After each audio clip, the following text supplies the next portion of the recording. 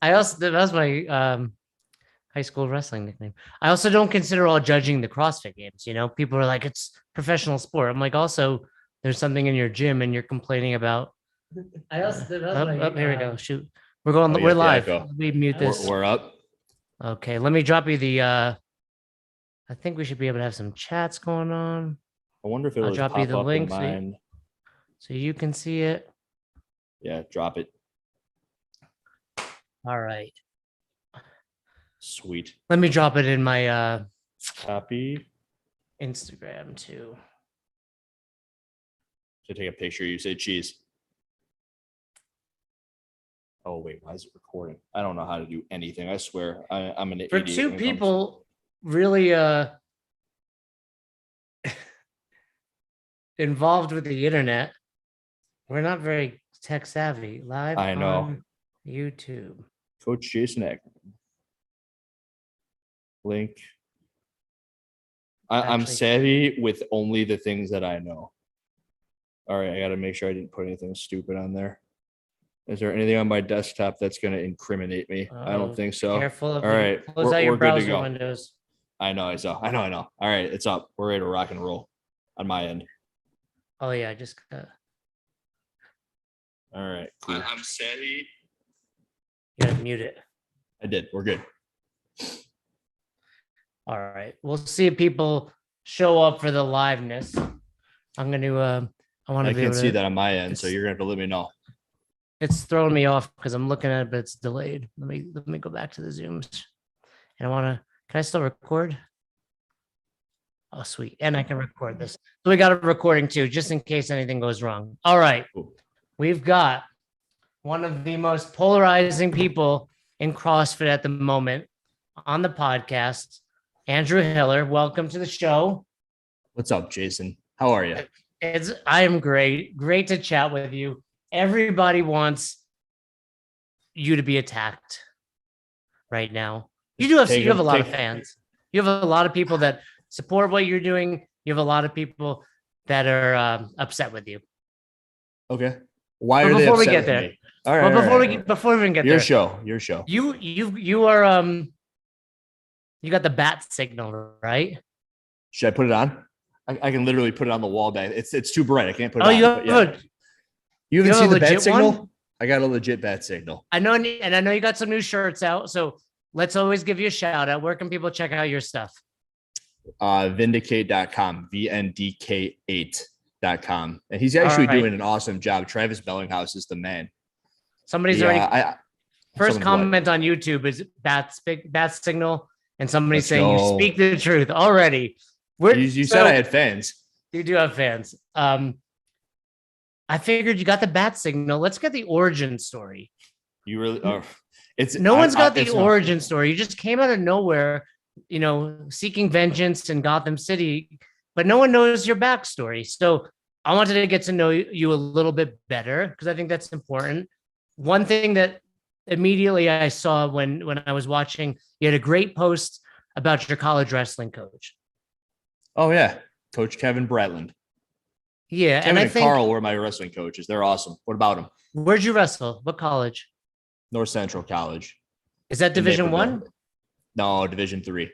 Still, however, I would say that they were about as intense as you could get, which is kind of the pull that I had to go there.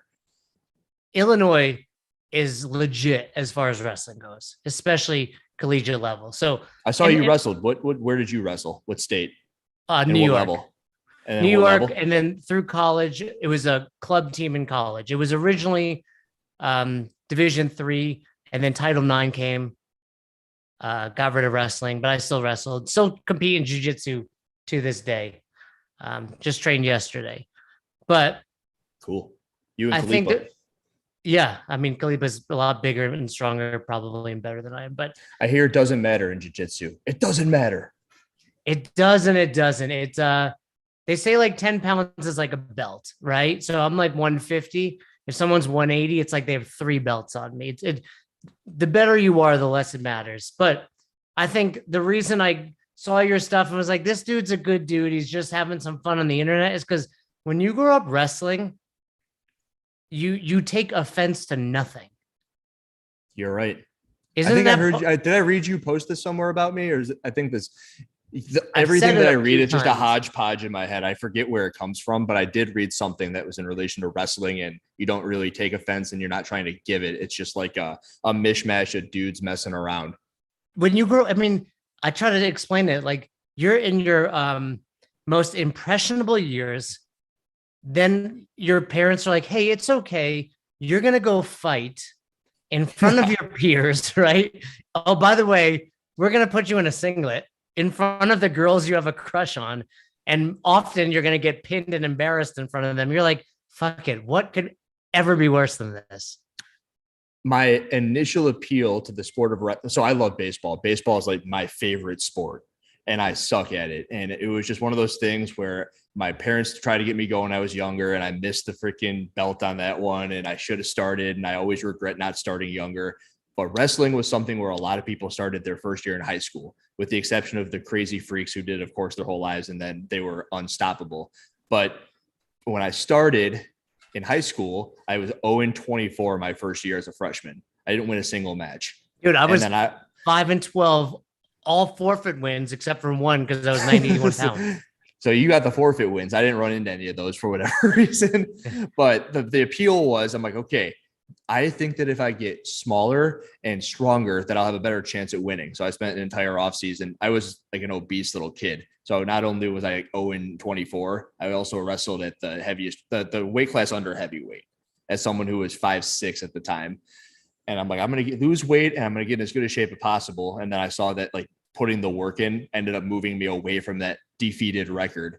And then I ended up like going to state my senior year. That's my high school story. And then it made me go to college and wrestle. And it was just something where you put the work in, you see the results back. A equals B. And in baseball, I didn't see that. So No, and I think, especially in wrestling, it's that one-on-one feel. And I think that's something that's carried over in my life. And part of what I enjoy about CrossFit, it's like you don't have to worry about what anyone else is doing. You are responsible for you. that's why a lot of wrestlers like it. You, me, Spieler.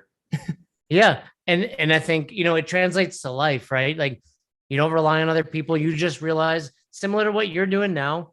I saw your post, like you were up at like midnight drinking a bang That was yesterday. right? Actually, So you wanted to ask how the bat signal came about? It was just like that. what? You were just up late and came up with something creative? There was a Friday evening where my fiance was tired and it was like 9:30 and Batman had just come out and it was like a Friday because it came out on that Thursday. I'm like, I gotta see it. I gotta see it right now. I'm really into Batman, superheroes in general, but Batman in particular. So I went and saw it, 3-hour movie. I got home at midnight and I got to park the car in the garage. So I got out of the car and I was like, you know what? I'm just going to kind of let this roll. And there's a video on my channel and you can see that I'm making it. It's night, dark. And they start spewing some words out about, there needs to be somebody out here who's like, just throw out the bat signal. And then I was like, you know what? There's an emoji on here. I pulled up my phone. It's like, use the emoji, throw it anywhere you see bad reps and I'll be vengeance. And it just literally rolled off of that. And I've had people reach out to me and they go, are you working with the freaking military? Were you like a former high level operative? Like this is some crowd manipulation stuff that you're doing. It's like, no, I watched a movie. I sat down in the garage. I made a video and everyone did the work for me. It caught on quickly though. Which I mean, is in wicked. general, you seem to have come out of nowhere. Which Is that accurate? Also weird. I've been here. I did come out of nowhere. Yeah. Oh, and I do want to say, I want to ahead. say something. I judge a man also by his wife. And from what I've seen, you've got a great looking wife, hustler, fiance, sorry. Yeah, it's okay. And you can tell when someone like has good character and who they are deep down, because you can't fake that forever, right? So you didn't trick this woman into, well, she's not married to you yet, I guess. But so you got a couple more days. The crazy thing about that is she proposed to me. All right. So with your story, she was like, I'm done waiting for you. I'm going to propose to you. And I'm like, oh, yes. Did she get down on one knee? She proposed on Christmas and she was all nervous and she's like, I got you something for Christmas. And it was really cute. And I'll never forget that. But yeah, she did that for me. And it's the first time I've ever said that really anywhere. And you know what's funny is Breaking news here. Breaking news. Hitler's fiance proposed to him. It's like everyone who wants to say that I'm like the one who hates women. It's like, no, I'm all about it, empowering women. I was like, that was the coolest thing ever. I thought it was super cool. But that's also why she's the one for me, because that's the kind of the person that she is. Somebody in the chat says she does your eyebrows. Is that true? She has the capability because she's an esthetician, but no, she doesn't. My eyebrows is all natural. That's natural. So we talked about college wrestling. Is that what led you to CrossFit? Yes, because my coach, he wouldn't ever say it, but we would do Murph. Like Murph is a thing that we would do in the wrestling room. We had they didn't want to say they were doing CrossFit. I don't know if I missed it or maybe it's something they said and I didn't pick up on, but all I remember is that we would do Murph. And then when we were in the weight room, we would do little Metcon intervals. And he wouldn't say Metcon, but we would be interval work, but it would be hang power cleans and burpees and pull-ups. And we wouldn't be doing toes to bar, but we would do things that looked like it. And that's where I picked up on everything was college wrestling. How long after college wrestling did you get involved in CrossFit? So the thing about college wrestling is I stopped my junior year in the preseason because I kind of made the realization that I was never going to be able to doing anything with it outside of college. So junior year is coming around. We got D3 wrestler. There's morning practice, there's evening practice, and then there's like all of the team sort of functions that you got to do. And I'm like, I don't have time for this. I got to start getting ready for real life. So I went to the guidance counselor and I'm like, I need to do an internship, set me up somewhere. And they set me up at a place called CrossFit Thor, THOR. And superhero, right? Marvel though. And you're not into Marvel. I am into Marvel. I am. I was just making the differentiation. Okay, not DC. I get it. Not Batman. Right, yeah. DC. Yeah. So I walked in there and I was like, "This is awesome." It was just like this big open space, and I said the exact same thing on the other podcast that I just did. They had like the freaking turbine heaters in there because it was winter at the time, and they're blowing the things you see at a car wash or a gas station. It's just a pipe with the propane powering the turbine heat. That's how he heated the gym. And I'm like, this is so cool. And the rest was history. Now I'm here. What year was that? 2010. Oh, no. 2012 as I graduated in 14. So still pretty old school. I think that 2013. That's probably not the OG era like myself, like starting 2007, but it's still old school. It was still before the massive popularity that it's gained. I put up a video today about Go ahead. The test of fitness. That's a 30-minute video on YouTube. And it's one of the first big things that I saw that really would like get me going. I remember I just watch it over and over again because it was so motivating to me as a 22-year-old with games aspirations. And I was like, this is so fucking cool. How far did you swear make it? Can I swear or should I watch it? Yeah. I'll watch it. No. All good. We don't okay. Curb anything. How far did you make it as a competitor? Best year was 2021, where I finished 49th in the World Wide Open, which I chalk it up to like a convoluted finish because it didn't matter. Like everyone kind of figured out that it's like, oh, I just got to make quarterfinals. So my best year was 2016. Besides that, where I qualified for regionals in the North Central Division, which qualifies you for the Central Division, and which was combined with the Central East in the 2016 year. And I think in the worldwide, I was 186. So you're pretty fit, dude. I'd like to think I'm pretty fit, yeah. And now you're training exclusively at Hiller Fit, this garage?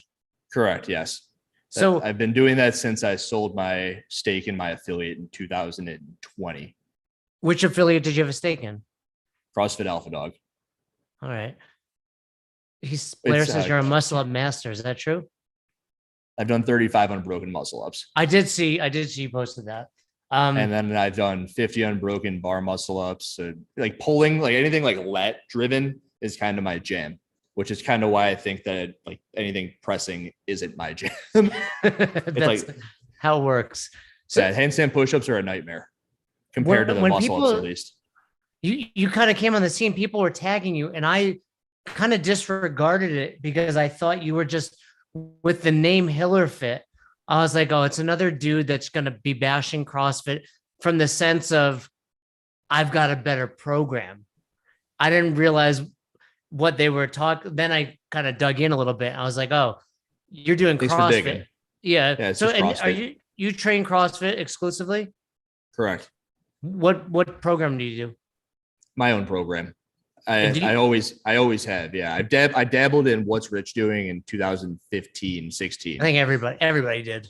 Yeah. And then I was like, I can't do that many GHD sit-ups. And I went back. Well, and the other thing back then was it was really hard not doing what I was programming for my affiliate. And I'm sure that That, I actually I did a little bit of research on you before this, and I listened to your most recent YouTube upload, which was good, by the way. Like talking about don't do bring a buddy day, do bring a buddy week. I liked that. It was awesome. thank you. And Thank you. a lot of the whiteboard stuff that I would read with you, I always resonated with. And one of those I believe was in relation to it's very hard to write a program for your gym that you don't do yourself. Am I onto something or no? Does that Yeah, sound like no, something you would have said? I think an affiliate owner and coaches should be doing the same programming they're Yes. asking. Now, a guy like you who maybe does need more volume, cool.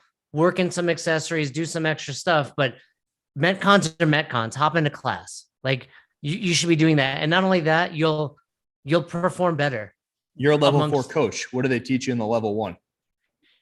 I don't think we specifically say that. That's not what it's You say about there. something. And I'm not here to tell you what to do because level 4, like you just said, there's 50 of you guys, right? That's sweet. If that, Hillary, If that, there's 50, yeah. if that. But what I always remembered about the level 1 is you program for the best and you scale for the rest. There you go. That's true. We still say that. Is that level 1 terminology to this day?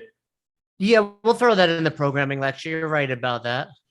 So when I was up and around What's Rich Doing at the affiliate, I had this group of people. Like CrossFit Alpha Dog and Lombard was the epicenter of fitness in the Chicagoland area. On our website, I had us put like the fittest gym in Illinois back when they would like actually like scrub the leaderboard and they would put those things up there. And I know that people in the comment section to say, well, it's just really the teams, like the top 6 people. But I swear to God, anybody who was going to walk into that gym, if we had 150 members, which we did around then, you could look at member 100 and I would put them up against any member 100 in the world.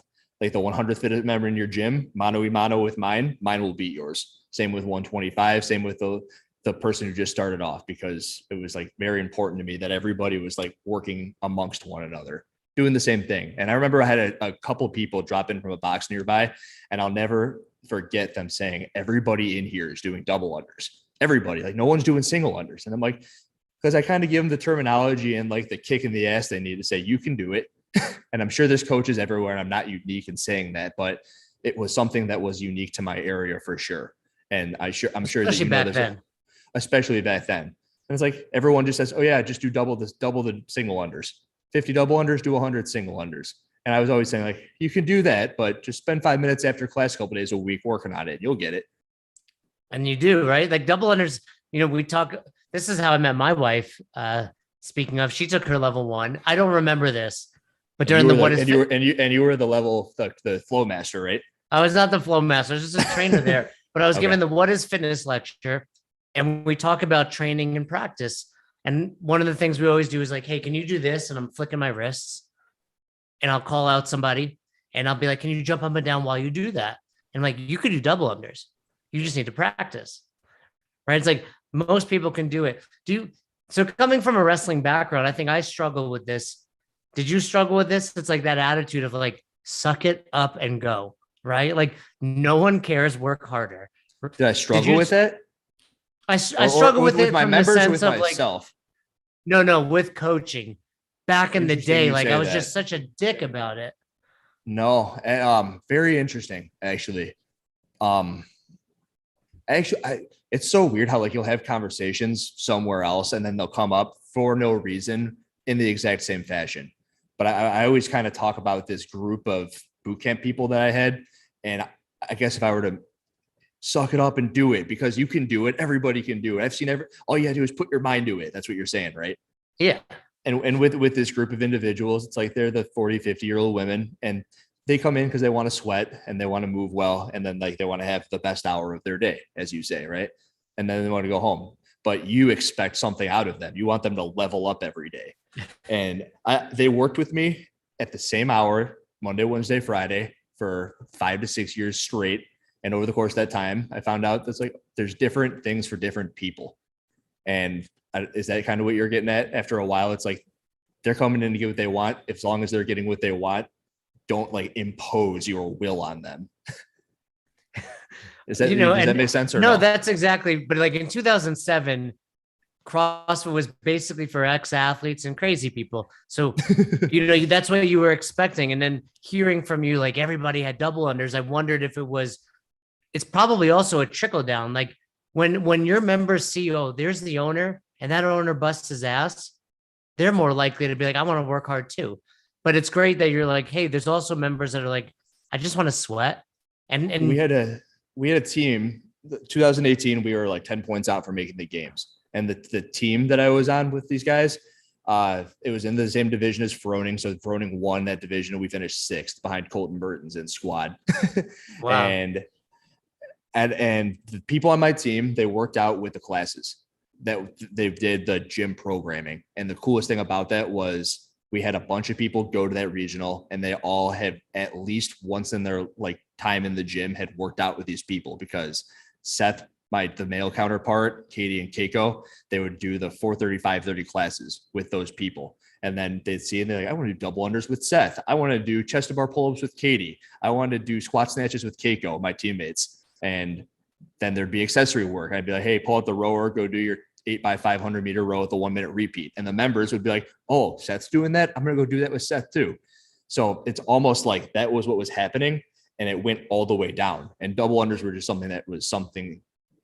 a very apparent thing that would happen when you walked in. It's like, all right, you got a class of 18 people and 16 of them are doing double unders. And the other 2 stayed after to try, as everybody was all on board. It was very cool. It was very cool. So once you sold your stake in the box, did you go right into the internet, or was there a something in between?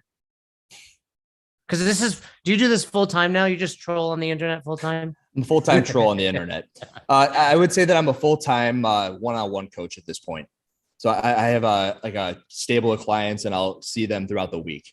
And you have some programming for sale, right? Like if you go to your Instagram, I clicked on the link in bio. You have a couple things that people can pick up there. Yeah. Yeah. So I have that. I don't really like to, I've never wanted to be that guy to promote myself on the internet. I don't want people to say he's only doing this so that people buy his program on the internet. It's there and people like it. And I was actually talking to a guy yesterday. I've never met him before. He signed up for the program and I'm like, hey, I've never met you. What do you think? And he said a bunch of nice things. And I'm like, thanks, man. That's cool to hear, because a lot of the people on it, I know from my time in the Chicagoland area, and they're going to have a bias. Maybe some of them, it's the only program that they've ever done. So I want to get the outside perspective. What was the question? What did you do between selling your affiliate and now kind of being a virtual guy? I'm very, very blessed to have one individual in particular who put me on like a full-time salary as his personal trainer. Gotcha. So he helped me through a bunch. And then of course I had some money from selling my stake in the affiliate. And to be entirely honest, there was a long period where it was like trickling down. The bank account was getting nervous and I would just like try to pick up clients here and there. And I'm to a point now where it's like on the up and up, which is good. It's got nothing to do with the YouTube thing. The YouTube thing is entirely just like passion driven. And I want to keep it that way. People ask me to do things. And I'm like, I can't do that. I can't say that, because if I do those things, it takes away from the intent and the aggression that I have. So it comes from a place in which I believe in it. And you went to Naperville, right? Is it Naperville and Napersville? Naperville is where I went to college. Okay. But listen, that's a really nice area of Illinois. Correct. Yeah. Yeah. The Naperville. Yeah. Well, your one-on-one client being able to, support you, probably have some wealthy people in that area. I'm super blessed to have met this individual. Oh yeah. Gotcha. So let's dig in a little bit, but people are probably like, okay, we want to talk about no reps. We want to talk Stop talking about this fucking guy. We don't want to hear about him. I just I'd like to get to know people. Like I said, I put this up there. The number of texts and DMs are like, oh, you're going to do this or that. I'm like, no, they know that's not my intent. I wanted to get to know you. And I also, what do those questions sound like? What do they want? I'm going to dig them out People of just you. like I call him out give, on his BS, do this and Jason, that. you want to hit 1,500 subscribers, right? I think I read that somewhere. You got to give the people what they want.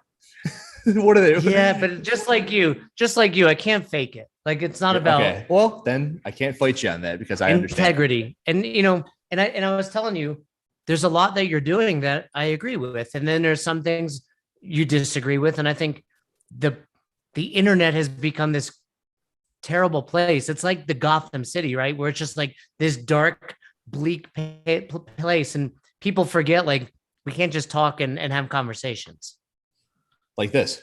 like this. I don't know if you wanted to bring this up on the air. You were talking about the other podcast. Did you want to talk about that? Sure. Which one? Okay, because you were in the middle of saying like I was just on a podcast and I shared it, and then I was saying I couldn't see the intent behind it because it was on your story. The intent behind it. Well, Oh, I didn't get to see the whole message. I couldn't tell if you were about to say something positive or negative about the previous podcast. Are you talking about like the fear that I have with the stuff that I put on the internet at this point? Oh, what? No, Because that was the intent of that blurb that you saw right there. So the question was like, do you realize that you say something and you have an entire mass of people behind you now that are going to back you up no matter what? And I go, yeah, and it's terrifying. So like it's and like the things people act when you heard Dave speak on the Savant podcast, right? Yep. And he said when he uses swear words, he does them with a purpose. And I'm probably a little bit looser with them, but I wouldn't say it's all that much looser with my swear words. And with each word in particular, I'm very careful about the things that I say because Royce Dunn was the first one who was like, this guy is just going to put everybody in one direction. He's going to turn the tide. And I'm like, all right. He sees that there's a possible issue, and I want to make sure that there is never an issue like that. I want to make sure that at least there's something behind whatever I say, wherever I say it. That was one of the things somebody said. Somebody was like, I don't like this guy. He curses for the sake of it. I totally forgot about that. And I'm like, I don't. Now thinking about it, you've not really cursed much. In fact, you asked if it was okay. I say it and I realize I ran a kids camp. That was one of the big things that I did when I was 16, 17, 18, 19 years old. And when you do that for a series of time around all these kids, they're around. And if I'm talking to you right now, I just imagine there's kids around. Yeah. That's the only thing I have to do. Yeah, I think, being a part of seminar staff, Nicole Carroll, Dave Castro, who curse plenty, tell us like, hey, curse if you want, but if it offends one person, that's a problem. And, makes us rethink every time we're about to say it. So yep. You mentioned just everything going on. What do you feel is the biggest issue? Like, what is your crusade? What are you fighting when you throw up CrossFit the HQ? What are you fighting CrossFit HQ against CrossFit HQ? Because I don't think you're fighting CrossFit HQ. What's the direction of? I can't speak on HQ. I know you can't. So you're fighting what they're. Is it HQ specifically, or is it the games? It's a little bit of both. Because at least from my vantage point, I've only really seen you talking about the games. I might have not seen other stuff, but a lot of the stuff that's around HQ is kind of centered around Dave Castro. But I should say that there is quite a bit that is frustrating in relation to the direction, and it doesn't really align with what I remember it aligning with. Being the not quite OG person that you already mentioned, it's just like there was something you were accustomed to, something you were looking forward to. There was always a light at the end of the tunnel. When I was at the affiliate, I had a member approach me once and say, you really need a mission statement. I'm like, why? And I was told because without a mission statement, no one really knows what you stand for. People can assume, but the second you put it into like even a little paragraph, it's like, oh, okay, I get it. What is that from CrossFit? I mean, it was fitness in 100 words for a little while, and I don't even know if that was their mission statement, but at the very least, it was something that you'd see here and there put up for everybody to see. And it's like, okay, we get that. We can stand behind that. That's the message. So that's a little brief bit on that. And then, of course, the CrossFit Games, which, to be entirely honest, you hear Adrian Bosman say things like these have been an issue for a long time, and he's not kidding. They have been an issue for a long time, and it's almost where I speak from. I do speak from a little bit of historical anger from seeing it happen at every different level for various different reasons. New things are happening, of course, and the overarching thing is if you've known about it for this long, which back in 2014, 15, 16, 17, 18, where I was taking this about as seriously as you could take it. You were wondering whether or not it was apparent. And when he says something like, this has been happening a long time, when I was wondering if it was apparent, he makes it very obvious with that statement that it has been apparent. And it makes you even angrier. What specifically? Workout 3 wasn't filtered for the quarterfinals. That's like one of the biggest ones in my head. So like the shuttle runs, right? Right. It's very obvious that it implicated the score. I just had some clients in here leaving before this, and the timer went off. It was very obvious that had an effect on people who qualified for the semifinals. It had implications there. And if you're going to run it that way and make your $50 per participant, you figure it's something that you would hold in a little higher regard than the top 10% for the open, which also does matter for probably upwards of, 500 to 800 people right around the cut line. And I think that it was Mike Halpin, which put out or sent me something, which shows that there was a fluctuation right around that spot in relation to, hey, if someone did better here or there, or they filtered this workout the way that they should have, there's a fluctuation. And so that fluctuation is people, Jason, let's say you were working your entire life and it's been 3 years and you finish in 10.5%, you don't make the quarterfinals, but you've been putting your heart, soul, and everything into it. And it's as a result of something like workout 3 not being filtered the right way. When you say filtered the right way, you mean judged, like, because there's a bunch of scores on the leaderboard right now because of the mishap. Yes, that shouldn't be the way that they are. And the exact same thing happened with the Masters semifinal event 5. Have you seen that? Anything on that? I made 4 videos on that. It's okay if you haven't. So you basically got hip and steel removed from the CrossFit Games. That was a different situation. I didn't see. Well, tell me more about that. And do you have any? Steel? Yeah, and do you feel bad? No. Okay, tell me more about what happened with that. I got an anonymous tip about that, and then I rolled with it. I rolled hard. I remember I was driving, and Mike Halpin's watching, by the way. Mike is everywhere. He's the man. He said it wasn't him. Yeah. I got to figure out who that was. And now, no, that's not good. I got to give credit where credit's due. So tell me more about what happened with Hip and Steel. He's been on the podcast before. Cool. How do you do? Was it before or after? This was probably like 2 years ago. Okay.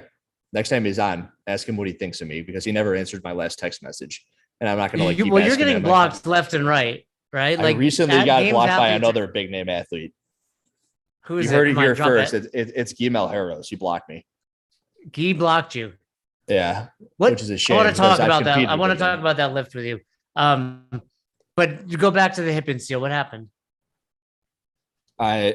Right now it's a hassle and a half for me to get through my DMs, but when this was all starting and right around that time, I was still able to at least pick up on a lot of them, and I'm still trying my darndest to get through all of them. But clicked on it, opened it. First thing you see is the overhead squats, and I'm like, oh my God, what's going on? And of course, that wasn't the biggest issue. The biggest issues were him leaving the screen, he doing the wrong movements. He wasn't doing step ups. He was doing pistols. He wasn't even coming close to locking out his elbows on the muscle ups. He wasn't getting his elbows thrown, the hang power cleans. All of those things were happening. So I was just I can't be seeing this right, because of course you're driving, but I have this sticky thing. It's like the things you see in an Uber, and it's no, this isn't real. He won the games 3 times. This isn't real. So I got to the house. I'm like, it's real. And then I made the video, and that was probably one of the first big ones. And it is Hip and Steel. It is a Masters. So, and I understand that he does do and has done a lot for the community, but it's almost because of all of those things that he should be held to an even higher standard. And it's almost like this is a snowball effect where you have that sort of thought. It's it'd be like if Rich Froning did something completely out of character. You'd be like, you, for the longest time, you were the best thing ever, and now you just smashed me in the freaking face. And I'm like, there are probably 65-year-olds in that age group category thinking the same thing. It's like, Dave Hip and Steel, so cool. And then you see this and you're like, it's all a lie. So, right? So he got removed. He removed himself. He removed himself, which is another series of things that I have an issue with, is that CrossFit never invalidates scores. I think the last real invalidation of a score they had was Ricky at the games. For steroids. Yeah. It's arms.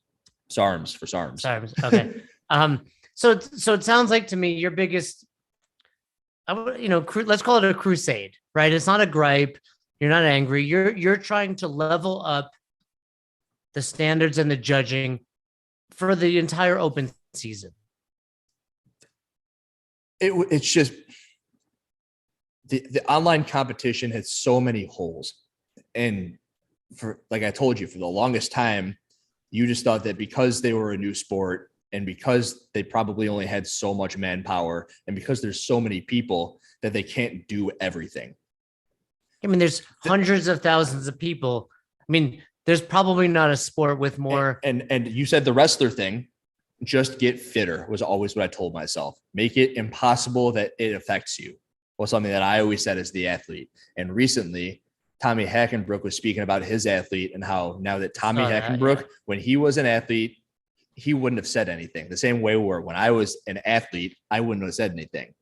But now that he's a coach and now that I'm on the outside looking in, you're doing it for the people that you care about, the people who are in your situation. And for me, I remember like there were years where I finished right outside the cut line. It's like, okay, well, and then you see a couple of videos and you're like, this son of a, come on.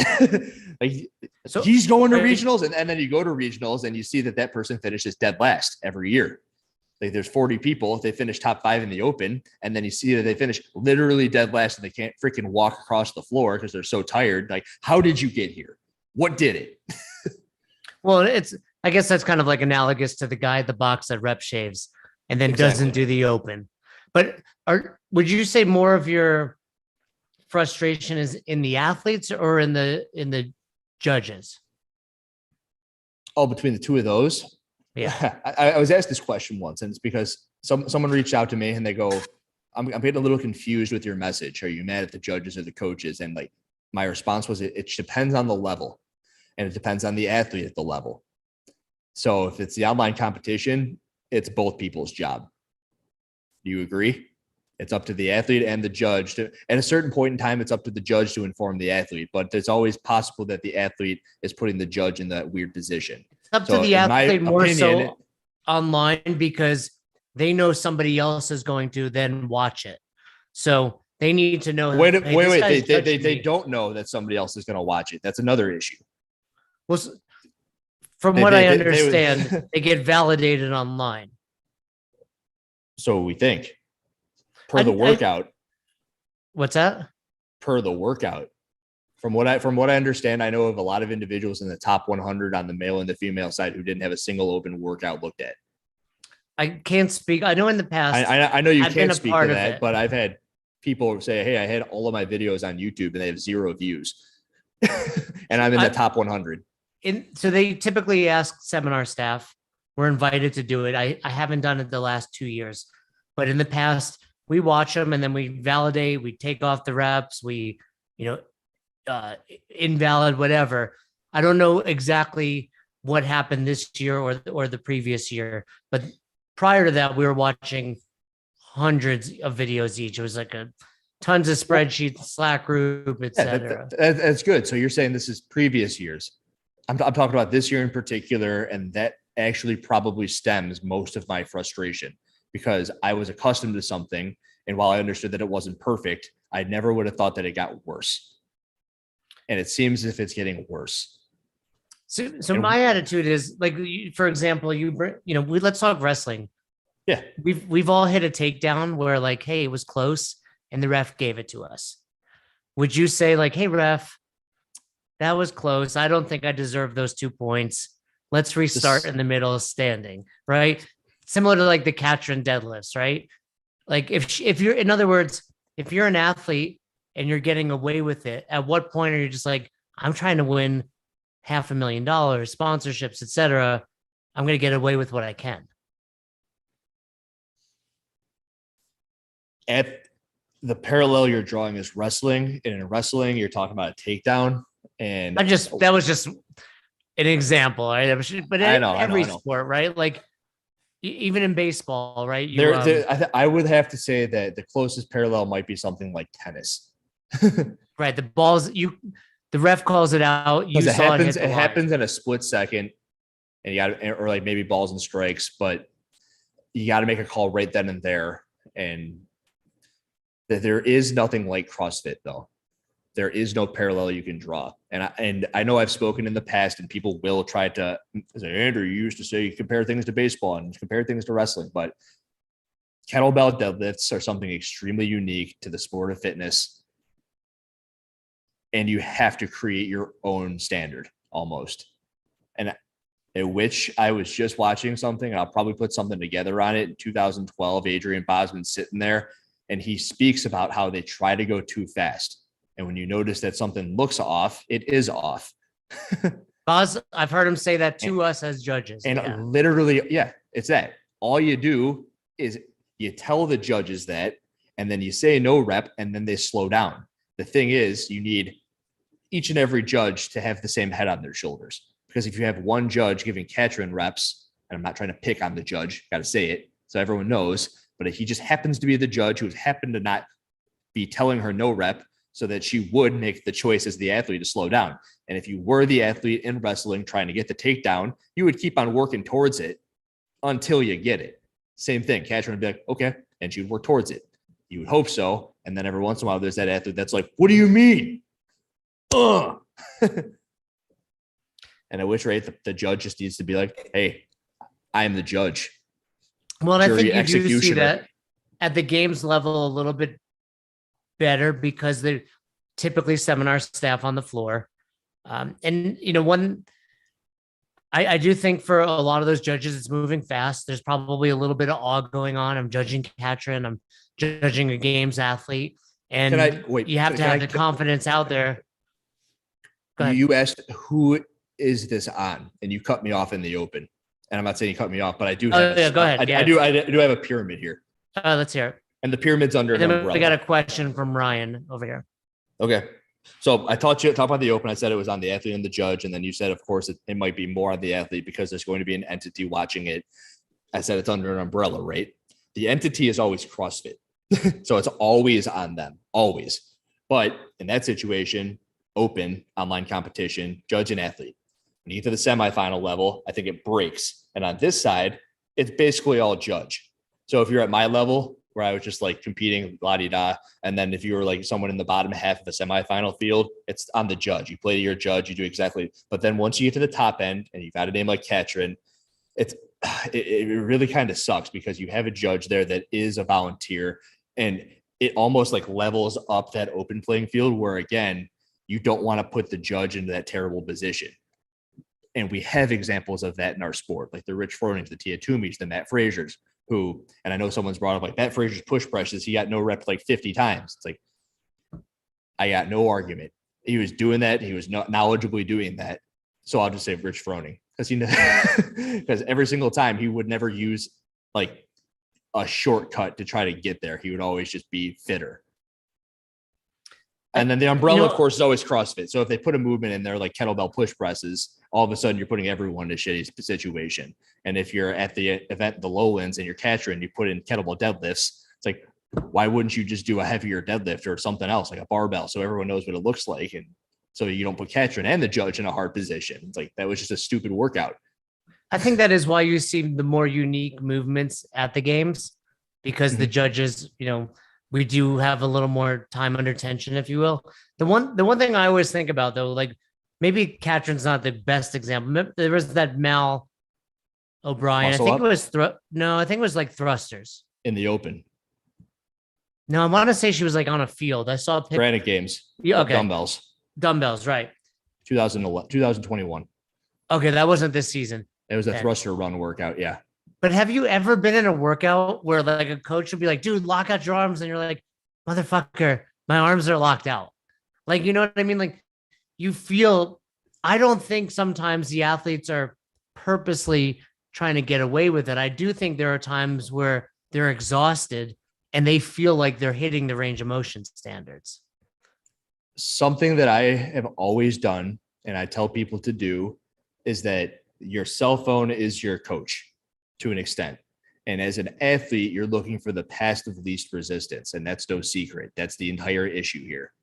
And I think that in particular with the movement you're talking about being the dumbbell thruster, there is a curve in which it's going to impact you less, right? So and then it raises the question. It's like, are they doing them to get the rep, or are they doing them to become the least fatigued? The answer is they're doing both. And then the real answer is the judge just needs to say, you're not doing it right, because there is a right answer to every movement. Correct? Jason Ackerman, level 4 CrossFit certification. You look at it. There's a range of motions. There's a range of motion standard, right? If this is a little screen right here, right? And if someone was over there doing box jumps, I'd look at the screen. I'd go, that's not hip extension. And I can tell looking at it through this little screen. It's like they didn't hit hip extension on top of the box. They're doing that like bunny hop thing off the top. And that's how you get a fight gone bad score of 600, but you just do like half-ass box jumps. Well, you know what I'm talking about? Something Fern and I, my partner in Best Hour, talk about is make coaching binary. And I think that's a lot of what you're saying here is it's either good or not. And if you look at that and the elbow's like this, that's a no. And I think for a lot of people, we're like, well, it's close. And it's like, well, close isn't a lockout, or close is no. Right. Yes, exactly. You got it. And, for the people commenting here, they're kind of saying seminar staff judge less. That's not entirely true. Plenty of seminar staff judge at the sanctional. They know the movement the best. That's why they coach it, right? And that would be my backup. Yes. If we may not judge as often as some of these guys that are traveling around judging, but we also work 50 weekends a year looking at movement, helping people hit proper ranges of motion. So, but also plenty of us judge, watch the online qualifiers. So a lot of the people are judging year round. Every seminar I've ever heard, level 1, you hear of, and I think Taylor Self was my most recent. You do a squat. It doesn't matter how good of a squatter you are. The level 1 person is going to tear you apart. Yeah, there's no perfect air squat. We could always improve something. And at which rate, they can look at a movement and they can tell you if it's been done to its capacity. Yeah, probably better than most. And I would also say we show up on Sunday and we don't judge until Wednesday, usually, depending on, we don't know what the events will look like this year. But what do you think is happening between Sunday and Wednesday? A lot of practice, a lot of looking at movement, a lot of really thinking about what the workout, thinking where the no reps are going to come, where they're going to get tired. Let me give you Ryan's question. He wants to know top 3 solutions to the top 3 problems in your eyes. Well, the number 1 problem, I think, is that there's no answers from CrossFit being given. Correct? I know I haven't gotten there. I don't follow enough to know what some of this stuff. So I haven't heard anything in relation to the Masters semifinal event 5. And that is as blatantly bad as anything that I've seen thus far. There needs to be something said about it. Like, why is it the way it is? Tell us. I really hope that the answer. 1, communication. Communication. It's funny enough, I tell people communication solves just about every problem in the world.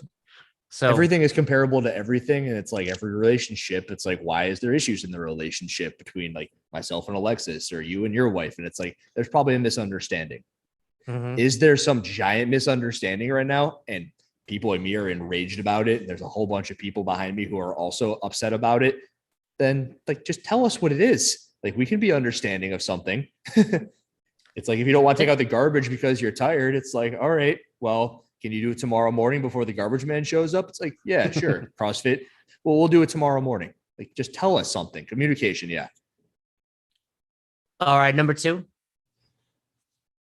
The judges need to be professionalized. I'm listening. Paid.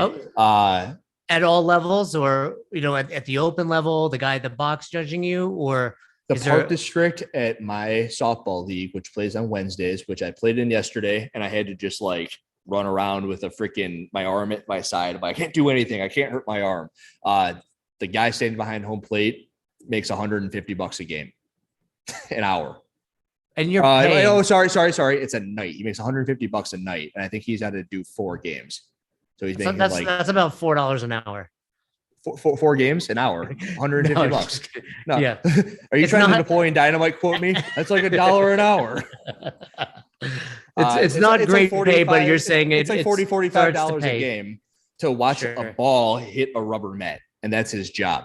and then like understand the rules of baseball, and then be the guy who's going to tell everyone else to shut up if there's an argument on the field. Like he is the power. Listen to the umpire, and also respect the umpire. So like if he makes a call, no one's fighting with the umpire. I've been doing it for 3 years now.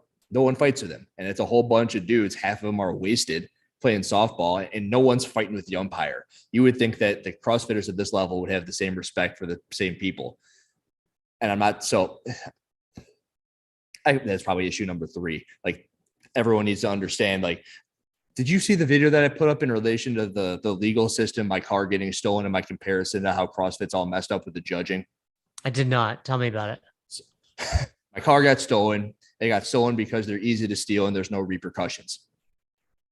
They, even if they're found, they're put away for 2 days and then they're lit out and then they go steal another car. It's kind of the way that it works right now for whatever reason, per everything that I've heard. So CrossFit, someone does a bunch of no reps, or if you want to talk about Guillermo Harros's lift, clearly he was doing a split jerk and they're like, oh yeah, sure. You're good. You're Guillermo Harros. Hoorah.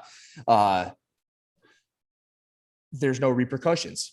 I mean, and it's not like he was trying to be a car thief, but still there should have been a system there starting from the top. And the top, it would have been like the state of Illinois telling all of the police officers that they can make this judgment call on the person at hand, the culprit.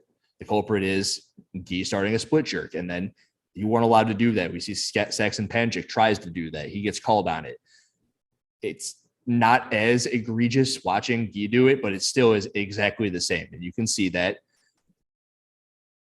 Adrian Bosman was the guy telling the judges, giving them the power to make the call. And that would be issue number 3, is that there's no like power vacuum, if that makes sense. The athletes have, I mean, if Brooke Wells has too much power, everyone's like, Andrew, I'm like, am I lying? The judges should have every ounce of power.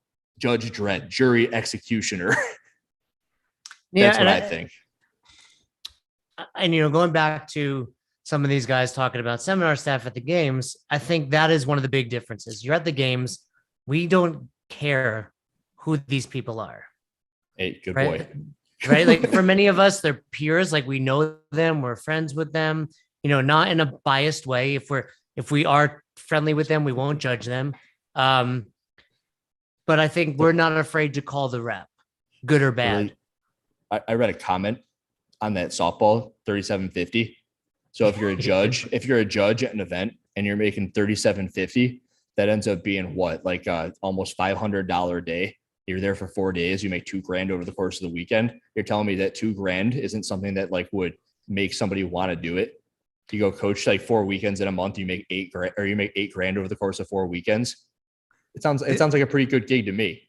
The argument I have to that when people bring it up, because I do think that is valid, like professionalized judges pay them. The argument I have to that is it's like your members. If you have members at a box and they're like, buy more equipment, you have 100 members and you're like, you have no idea the expense associated with running an affiliate. The games, it's a business, right? It has to be profitable. And I can tell you, as I used to run the regionals in the Northeast for about 5 years before we transitioned to, the sanctionals and all that. I can tell you the games was not, as much as people want to believe it's a moneymaker, the games was running at best at break even. So now to throw in a whole nother level, now granted, we can increase the price of the open. You can increase the price of, the sanctionals, et cetera. But it would be a losing money endeavor if we start paying judges at that level. I have spoken about this before, and I like to think of things in loops. What is the loop that CrossFit needs to get in to make all of this better is the question that I think needs to be answered. There needs to be an answer that will provide more money to pay the judges so that judging isn't like, let's say you want to hire a coach, you want to hire a good coach, but you can only afford $10 an hour. It's like, well, I could work at McDonald's. It's like, we're going to hire someone who's never coached before, who has been flipping burgers. It's like, all right, teach them how to squat. I don't even know what that looks like. That's what you're working with. But if all of a sudden you're offering $100 an hour, there's a lot of people who want to have that job. Like, I want to go work for Jason. I don't know if it's ever been presented in that light, but when you have more money for a job, you can be a little bit more selective about who you're having, and you probably have more applicants too. Like everybody Right. wants to work for Apple or Yeah. Microsoft or Google or whatever. And I do So, think it'll move in that direction. I so think what is the loop that needs to be put in order for CrossFit to have the money to pay the people? Because right now they're, from what I've heard, struggling and pulling in whomever they can. And there are a lot of people who take it very seriously, and God bless them, because if they didn't take it seriously, the whole thing would crumble. And yeah, that's and not to what be we fair, want. those judges often have to take time off of work, pay their Yeah. expenses to get there, I time made a away couple of from videos talking about that. It's madness. yeah. Everyone's like, Andrew, go judge. Why don't you go sign up? And I'm like, I can't. I just mentioned earlier in this how it's like I just got into a spot where I'm like starting to get in the black again with my life. And I'm like, if I go judge, it's like right back into the red. I can't And do to that. It me, doesn't make sense.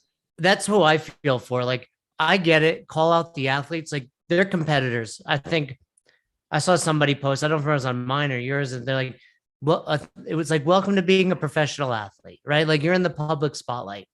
I see no harm in critiquing them online. If they want to block you, let them block you. I think you can do it in a kind You way. I got think it. you You can got do it. it You in an got it. aggressive way, right? But the judges are there volunteering, giving up their time. And more often than not, in my experience, it's like the new people to CrossFit that are just so excited about CrossFit that are like, what can I do to be more part of this machine?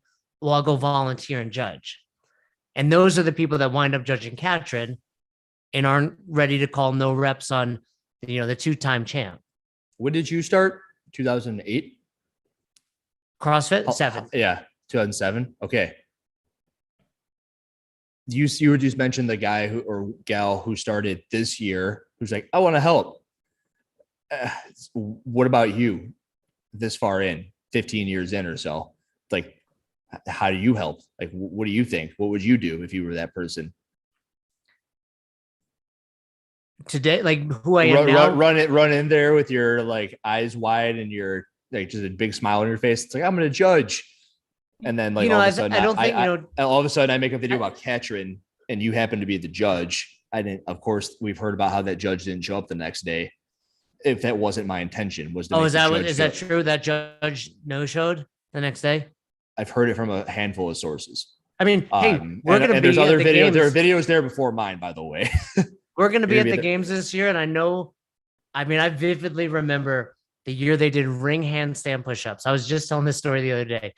They did ring handstand push-ups. So I was judging a guy named Christian Lucero, awesome dude out of California. And I'm standing on the far lane. This is in Carson still. And Dave Castro's literally no more than 5 feet away from me. And I'm like watching this dude calling reps. I'm like, well, Dave's not yelling at me, so these must be okay. And then the delay on Facebook, it was on Facebook at the time. Oh no. Was delayed. So we go back into the judges room and we're like reading the comments, and someone's like, Matt Frazier was in the same heat, and a friend of mine was judging him. And somebody goes, this girl's out there no repping Frazier, and this dude's out there bro repping Lucero. And I'm like, whatever, like I'm out here judging. Like, so I think it also depends on, again, going back to what we said, like earlier on, like the thickness of your skin. Like, I'm going to be out there. I might make some bad calls. That's the wrestler in you. Yeah. And it's tough too. Cause I'm a huge MMA fan. And if you watch MMA, I don't. Well, there's Sevan judges, does, and he gets mad that I don't. There's judges, right? And it's like, man, there's some bad calls. And I think, part of it for the people, commenting and listening, it's like whenever there's it's like gymnastics, all of those diving, where it's like there's a subjective nature to the judging. And I get it. This shouldn't be subjective, right? It should be like a yes or no, like we said, but there's always going to be human error involved. I just don't know why it's so hard. I know why it's hard, but I don't know why it's hard. You know the answer, and I know the answer. When we assume that Adrian Bosman knows the answer, that wasn't a rep. Well, and you throw one more wrinkle into it, which is like, by the way, these events are going to change all the time, which is a mess as well. But I mean, that's CrossFit, right? It wouldn't be CrossFit if we're like, hey guys, it's the annual games and we're doing the total Helen and Fran. Everybody would just be training for those 3 events, right? Do you follow Training Think Tank at all? I mean, you gotta know who they are. I know of them. Yeah, they're in Georgia. If I were CrossFit, I would hire them to do everything. Why them specifically? They, I've one of my first training camps that I went to was a training think tank camp. And I remember I left that and I was like, if I were to ever have a coach, it would be Max Alhaj from his like level of scientific and just he was a very humble guy who seemed to like always be trying to better himself. And he always had his athlete to be like the top priority. Everything he was trying to do was to learn to get them better. And every bit of content that I've heard put out by them, it's always productive. There's always good something coming out of it. And I keep coming back and I never am disappointed. And recently he put out him and I think it's Brennan Dorman put out a video. It's about an hour and a half. And in that hour and a half video, they have to go over, I want to make a video covering it, but there has to be 30 points in there that I just think would be super beneficial to the CrossFit game season. And I understand like if you plug them into the system, it's not like all of those things would happen, but you would understand now that there are people there trying to make some good happen. If you want to listen to it, it's an awesome listen.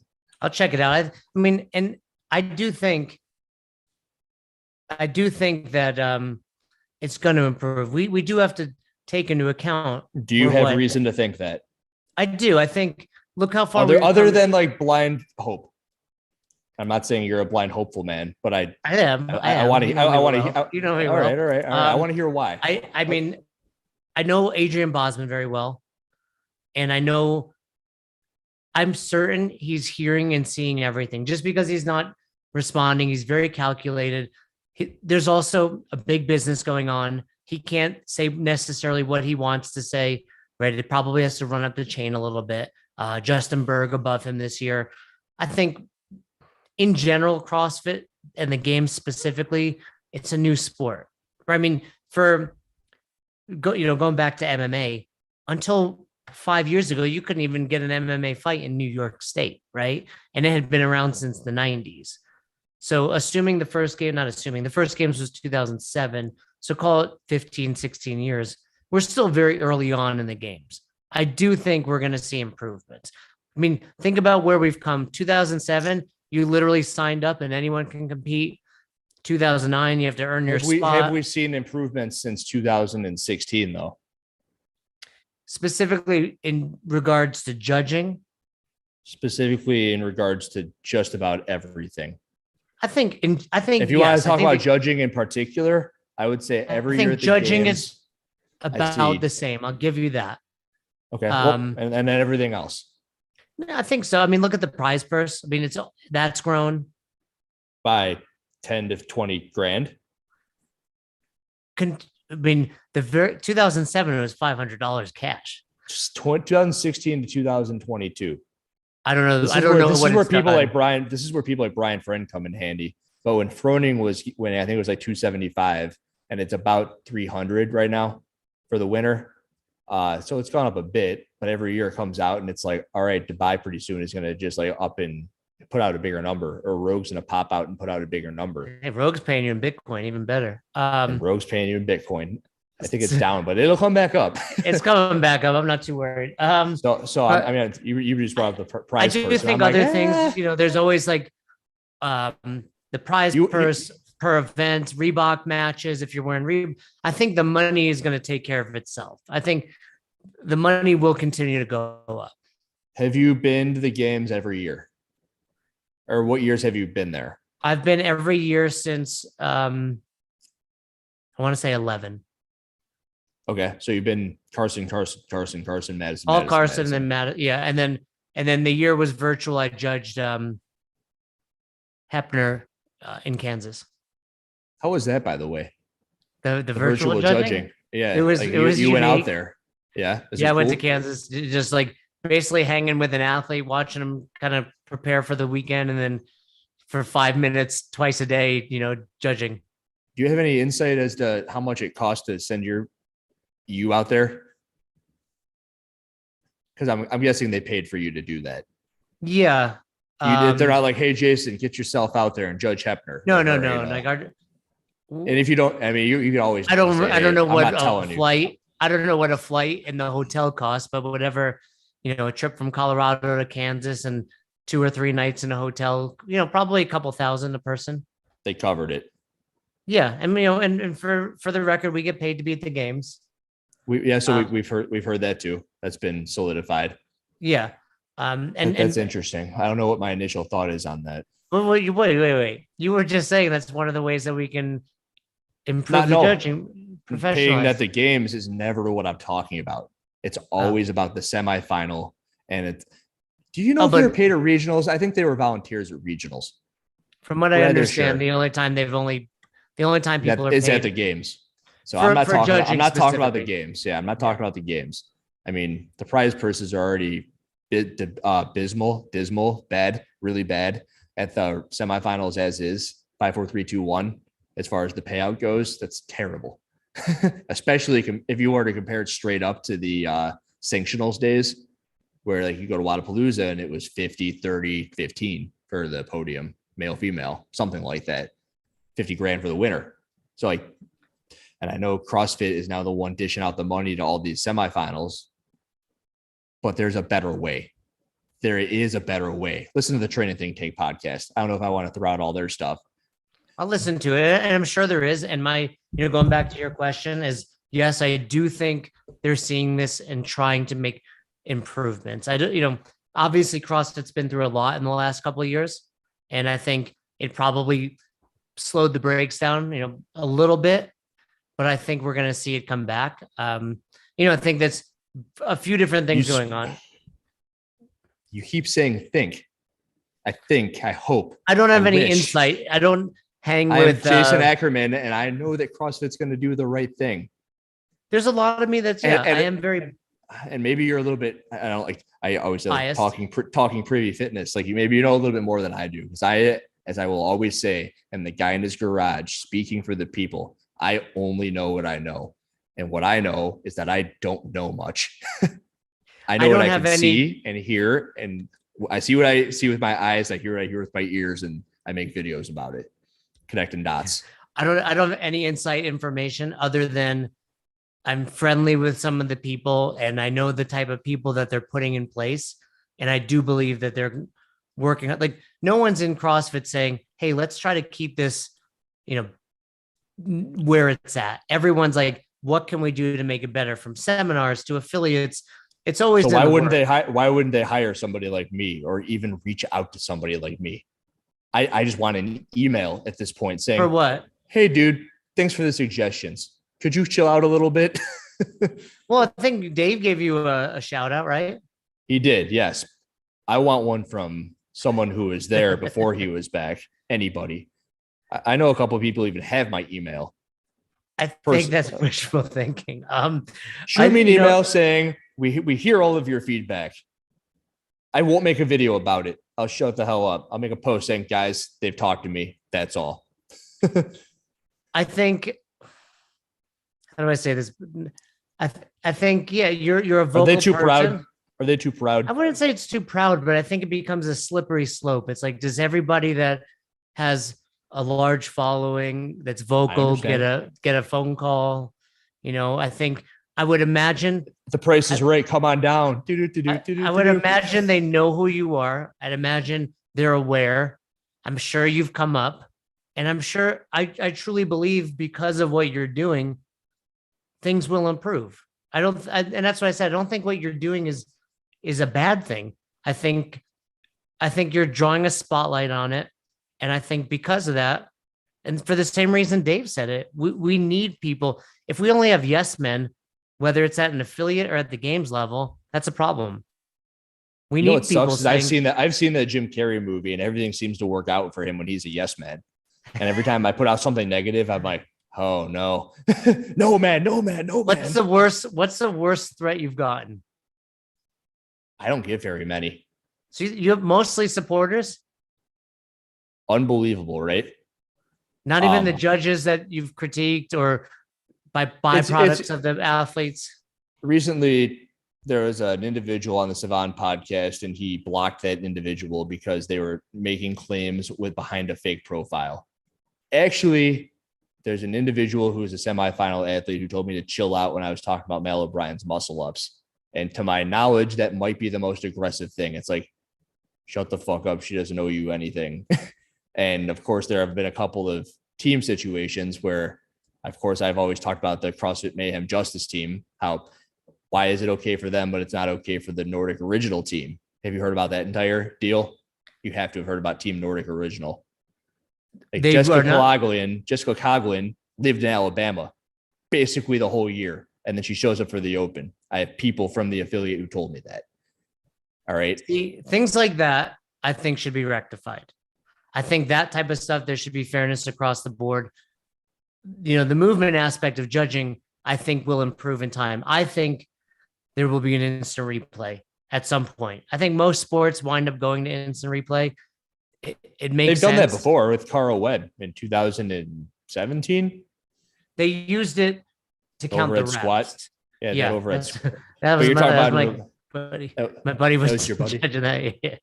Don't want to bring that up. Why are you giggling? Oh, you don't want to bring it up. He was judging. No, because I was there and I felt terrible for him, and we've since then goofed around about it. But things like counting reps. But I think, for example, like the lift we referred to earlier with Guy. So, for example, like I'll give you my opinion as a judge for that. I agreed with you. I don't know if you saw my post. I think whether or not he was truly going for a jerk, his foot moved back. The intention is there. I can see how, from a judge's perspective, that could get overlooked, right? Like from a broad view, I see his whole body. Up close, most likely you would notice it, but I can understand not seeing that. But then the instant replay would show, oh, he clearly moved his foot. That's about as fair as of an opinion as I've heard. Everyone else is like either yes or no. That's both yes and no. Well, I think it should, for the record, I'm saying I think he made an attempt, so therefore it would have been a no rep. However, it was the judge didn't see it, just like we talked about earlier. The ref doesn't see it in this or that. And CrossFit has the level seminars that you will go coach. You will go and be a judge at the games, correct? If you're standing there, do you make the call? If I'm standing there and I saw it, I think that I would have called it a no rep. My point is, we're in Copa Sur. The entire Brazilian fan base is standing behind you, cheering for their guy, about to hit the record weight. It's a tough call. That's what I said in my post. Level 4, one of 50 in the world, certified CrossFit levels. Do you make the call? What do you think? What are the percentages you call? 80% chance you call it a no rep? 50% chance you call it a no rep? I think that's 100%. I think 100% you're sitting there and you're proving my point, and you didn't even know it because you are the man. You are the man. You are the reason why at the CrossFit Games, I don't have very much to pick on. And I hope I don't this year. And I have reason to believe that I will not this year, because you are the stable of judges that they really need to have moving around to all these events if they want to be taken seriously. Dude, I don't want to be traveling around the world judging. If they gave you money, you'd consider it. And I don't know how much money. To be clear, everyone's different. You are the man. Yeah, everybody. Hey, you just said you make the man call. Says everybody's got a price. All right. I'm just getting after it now. Like I said, if I see it and I saw that, my point was I can understand how a newer judge or a less experienced judge might have been looking at his eyes, might have been looking at his upper body, might not have been paying attention to his feet. So that call goes missed. Then you have instant replay to go back and say, hey, clearly he did go for the jerk. How about we make it a 2-level system and we have Jason Ackerman there and we have instant replay? You know what, Jason? They do have instant replay. They made a statement about it saying that it was okay. I think the issue is they said it was a re-rack. Yeah. You can't appeal other people's lifts.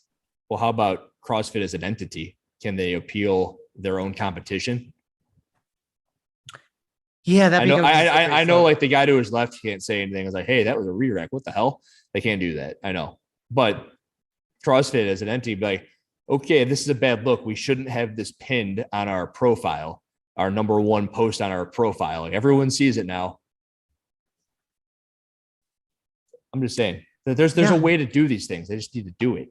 Look, like I said from the beginning, a lot of what you're saying rings true. Clearly, people are standing behind you. I think we need to just come up with solutions. Yeah. You ever see iRobot with Will Smith? years ago. Just bring in a bunch of those guys. Dude, I said this A bunch of one those time. robots. I'm guessing this will happen in our lifetime. Rogue Fitness will make this. There will be a bodysuit. There will be something where if this doesn't line up or whatever the lift is, your hips don't open. There's something going right to the scoreboard saying whether that rep is good or bad. Is it neoprene? Something like that. I mean, You're just gonna be neoprene, some sweating. dots. I mean, I'm not Yep. Bill Henniger. I can't come up with that. But I mean, we're going to have that in our future. I believe it. I've always So- said the idea would be like the Xbox Connect. There's like that Just Dance game, and they can like watch your body move, and there's just a little sensor, and it's a $50 sensor that every Xbox in the world had in 2013. Play Just Dance. They had it then. They can figure out something now with something like that. See, Yash knows sensors, and Anthony. That's exactly what happens. They bring out not only level 4, also level 3 trainers, part of seminar staff to judge the games. I don't know how many of us will be there this year. In years past, it's been about 40, 4 heats of 10. So we rotate those. Yeah, Jeff, my buddy from North Naples CrossFit, all that stuff is there. He's saying, should there be an appeal process in there? There is there. Typically, you can't appeal somebody else's movement, only your own. So in other words, I can't be watching and be like, hey, Hiller's not doing it. I want to appeal. Otherwise, that becomes like a slippery slope big time. Right. And I guess it sounds like because I got to go because my wife's texting me and the baby's got to take a You're leaving me. You I'm can't leaving. leave. Stay. I want to do this again. This has been a great conversation. And Yeah. I think together we can solve this. Strength. I hear what you're saying. You're saying it's the lower levels where there's a problem. In years past, the statement has often been the fittest rise to the top. And I understand that to be, I was going to say, I understand that to be true, but I also hear your perspective now, which I've considered, and I often kind of brushed aside with the people that are like, I'm trying to make it, like my goal is to make it to this. And there's value there. And I don't want to be the person that's saying, hey, you're not important because you're not going to the games. Right. That's what it sounds like. It sounds like, hey, Yeah. if you want to be, held and judged by level 4s and staff, cool, be in the top 40 and you get to have that, you get to enjoy that. But how do you get there if you can't get there? Well, you become fitter. That's at the beginning of this conversation, we talked about my boot camp girls, and they change you over time, right? Yeah. Right. So all of a sudden you want things to be a certain way. And at a point in time, I would say, I didn't make it. You got to get fitter. And just like Tommy Hackenbrook and his guy, there's a point in time where you're doing it for the right reasons, or so you hope. And I'm hopeful. And like you said, maybe I don't remember the term, joyful optimist, whatever you said. Optimistic, wide-eyed, bushy-tailed. I know oftentimes I've been accused of that, and CrossFit's been so positive in my life that I do probably give it, so much room for error. But I hear you. And I think I would tell you that I think HQ hears you as well. And maybe there'll be a text in your, maybe, you know what, you're really bad at getting back to your DMs. So maybe Boz, I open it up. It's just littered with Bosmans. It's like, oh no. Yeah. Boz is like, where are you at? I've been texting you for weeks. So you never know. Like a whole bunch but of I offers. think It's like, we offer you $1 million. Come on, help. I can tell you this much.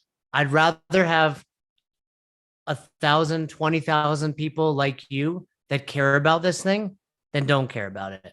Because, the alternative is having people walk away from the sport, walk away from CrossFit. And I think part of the reason you care is because you know the impact it can have on people's lives, right? You've seen it.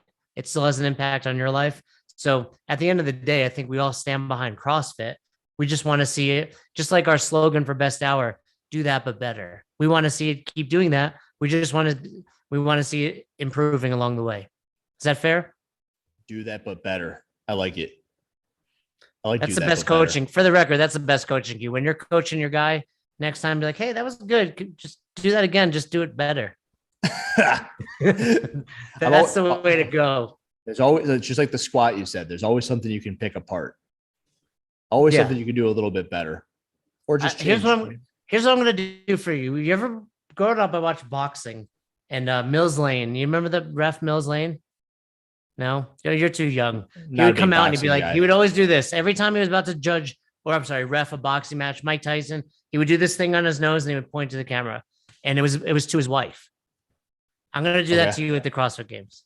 that'll be sick. I'm I gonna, gotta but I'm gonna pick grab it my, but I'm out. gonna grab my like balls or something. That'll be It's not better. gonna, Yeah, yeah, it'll you be got to something do like this like up and down your penis or something, and then point at me. it's not that big. It's not big enough for that, but yeah, It's we'll got to do be bigger than something. my nose. It's got to be bigger than my nose. We'll, I we'll got, do I got this little something. baby nose. What is your So, plan? Like, so when there's like a competition like this going on, is it just like, honey, I'm unavailable for the next 72 hours?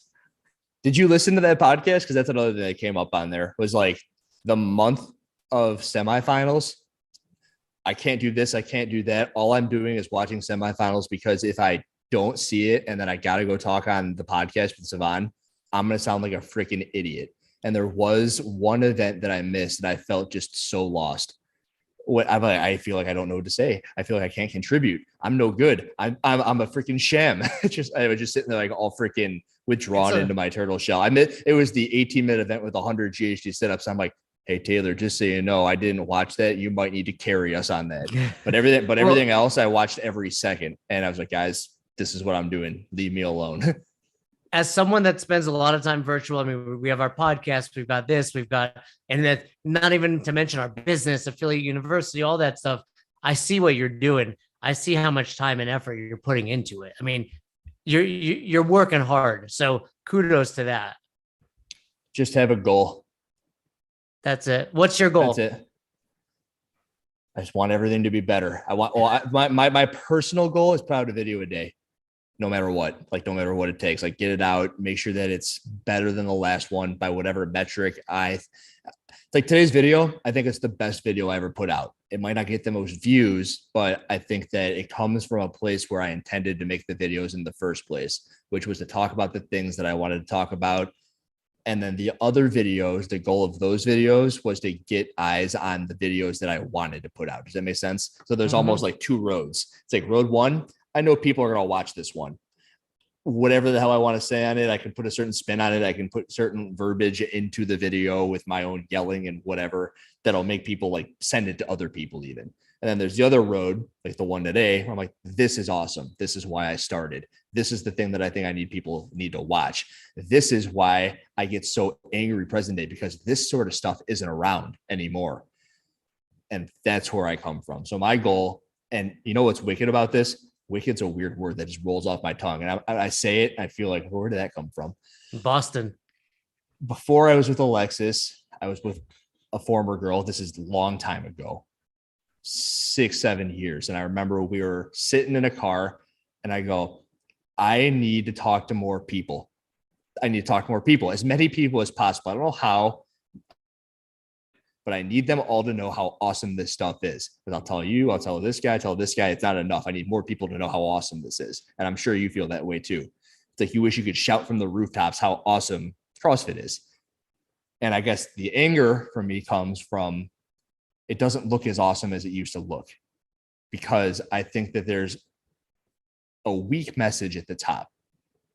The message at the top used to be what I said: fitness in 100 words. Someone walks in the door, it's like, what is CrossFit? And you're like, let me show you. And then and then if someone asks on the internet, you just send them a picture of fitness in 100 words and they're like, got it. Now you're like, all right, is it still that? What does the games look like? Are you testing for the fittest on earth, or are you testing for the person who, whatever? I don't know. And that's the issue. And that's why I'm doing what I'm doing. My goal is to fix it. That's the goal. I love hearing that. I love hearing that because, like I said earlier, I think it all comes from a good place. And it's like, we all found this thing that changed our lives. And I think we all want it to be better from every angle. And like I said, I believe it's getting there. I think, a couple of years ago, we lost a charismatic leader. And I think, say what you will about Coach Glassman, he got the community behind him for a good chunk of years. What's your favorite Glassman quote? Do you have one? We fail at the margins of our experiences. your bathroom should be cleaner than your gym. That's a good one. And I don't know if that's so much a quote. It's like it's a headspace. My other favorite is the greatest adaptation to CrossFit happens between the ears. Amen. Good stuff. So, and I think, like I said, we're all coming from this has been awesome. I'm going to try to stay married. And in order to do that, I have to go upstairs and help out with the bath time. But dude, tell her I said, what's up? I will tell her. She has no idea who you are, but I will tell her you said what's up. Does she even watch my videos? She doesn't watch my videos, dude. Like I can't get her to do anything. So, but I hope we helped, I hope the people that watched live are satisfied. I know they wanted fighting. I know they wanted this, but I think it's hard to fight with people when, you're all just trying to share the same message. The way going about it might be a little different, but keep doing what you're doing. Be a little nicer to the judges. They're volunteers, but go after everybody and let's level this thing up. Let's work together. And I'm positive. I'll give you this. I'm going to go out and say one thing. I will ask Boz what he thinks and, his opinion of you. And if he's willing to shoot you a message. Cool. This is at the games. It won't be till, July. When Bosman took over programming, I made a post. I had maybe 1,200 followers at this time on Instagram. And I just said, this is one of the best things that could have happened for the CrossFit Games. And he responded and he said, thank you. It means a lot. So he said something to me, but it was before any of this. You know what the issue is? Just like with Batman, we all know it's Bruce Wayne. You need to have a better disguise. You need to be Andrew, and then you need to be Hillerfit. See? So what would one be doing and what would the other be doing? Like Andrew's like the nice guy praising Boz, doing all these things. And then Hillerfit's the guy that's, coming at Katrin, Mal, Guy. You have to have that persona. Okay. So you only come out with the bat signal. Let me work with that one. All right. All right. So there was a guy who tried to tell you got to get out of here. I know, but you keep going. You want me to get divorced. That's all right. You'll understand. You're going to get married. I want you all to myself. That's what it is. Let's have you back on. Let's have you back on. This has been great. I can do this forever because I'm enjoying this just as much. I'll text you. We'll do this again before the games. Coolness. And then we'll do it again after the games and you can critique my judging. Deal? I don't think I'll need to, but deal. You'll be surprised. You said you no rep. Mr. Gee would be no rep. That's all I had to hear. That's it. The standard is the standard, as we say in Best Hour. All right. Thank you so much for coming on. Your buddy Yash over there loves you. We hope you've enjoyed it. Yash, we'll put this out there for people to watch in the future, and I'll hit you up later on. Thank you so much, Andrew. You bet.